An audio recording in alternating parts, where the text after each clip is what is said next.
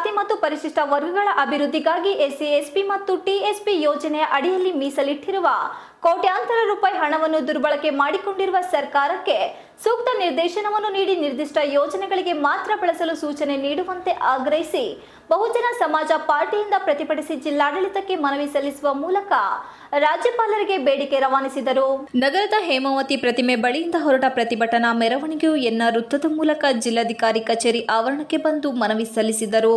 ಇದೇ ವೇಳೆ ಬಿಎಸ್ಪಿ ರಾಜ್ಯ ಉಪಾಧ್ಯಕ್ಷ ಗಂಗಾಧರ್ ಉದ್ದೇಶಿಸಿ ಮಾತನಾಡಿ, ಸಿದ್ದರಾಮಯ್ಯ ನೇತೃತ್ವದ ಕಾಂಗ್ರೆಸ್ ಸರ್ಕಾರ ಎಸ್ಸಿ ಎಸ್ಟಿ ಸಮುದಾಯಗಳ ಅಭಿವೃದ್ಧಿಗೆಂದು ಜಾರಿಗೆ ತಂದ ಎಸ್ಸಿ ಎಸ್ಪಿ ಮತ್ತು ಟಿಎಸ್ಪಿ ಕಾಯ್ದೆ ಅನ್ವಯ 2023-24 ಮತ್ತು 24-25ನೇ ಸಾಲಿನ 2 ವರ್ಷಗಳಲ್ಲಿ 25,399 ಕೋಟಿಗಳನ್ನು ಗ್ಯಾರಂಟಿ ಯೋಜನೆಗಳಿಗೆ ಬಳಸಿಕೊಳ್ಳುವ ಮೂಲಕ ನೇರವಾಗಿ ಎಸ್ಸಿ ಎಸ್ಟಿಗಳ ಕುತ್ತಿಗೆ ಕುಯ್ಯುವ ಕೆಲಸ ಮಾಡಿದೆ.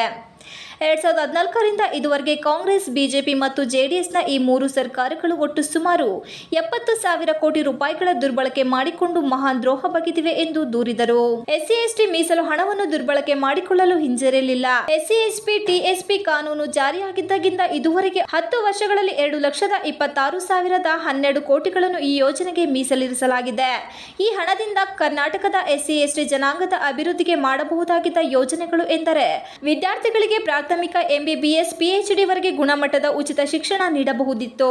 ಶಿಕ್ಷಣದಿಂದ ಉನ್ನತ ಶಿಕ್ಷಣದವರೆಗೆ ಬಿಇ ಲಕ್ಷಾಂತರ ಎಸ್ಸಿ ಎಸ್ಟಿ ನಿರುದ್ಯೋಗಿ ಯುವ ಜನತೆಗೆ ಸ್ವಯಂ ಉದ್ಯೋಗ ಒದಗಿಸಬಹುದಾಗಿತ್ತು. ಮನೆಯಿಲ್ಲದ ಪ್ರತಿಯೊಬ್ಬರು ಎಸ್ಸಿ ಎಸ್ಟಿ ಕುಟುಂಬಗಳಿಗೂ ಸುಸಜ್ಜಿತ ಸ್ವಂತ ಮನೆ ಕಟ್ಟಿಸಿಕೊಡಬಹುದಿತ್ತು. ಭೂರಹಿತ ಈ ಜನಾಂಗದ ಕೃಷಿ ಕಾರ್ಮಿಕರಿಗೆ ತಲಾ 5 ಎಕರೆ ಕೃಷಿ ಜಮೀನು ಖರೀದಿಸಿ ಕೊಡಬಹುದಾಗಿತ್ತು.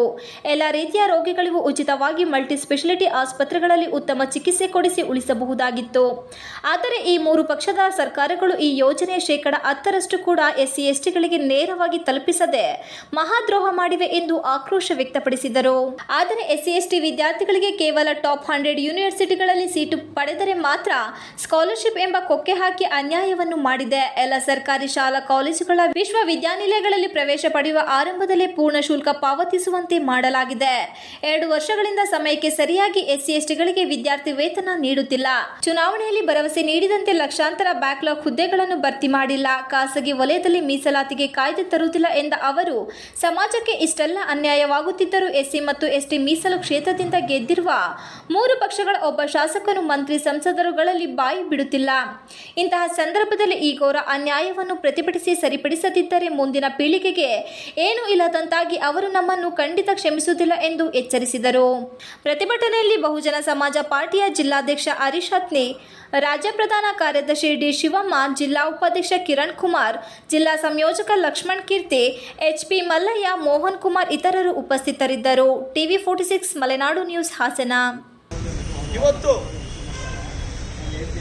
ಬೇರೆ ಬೇರೆ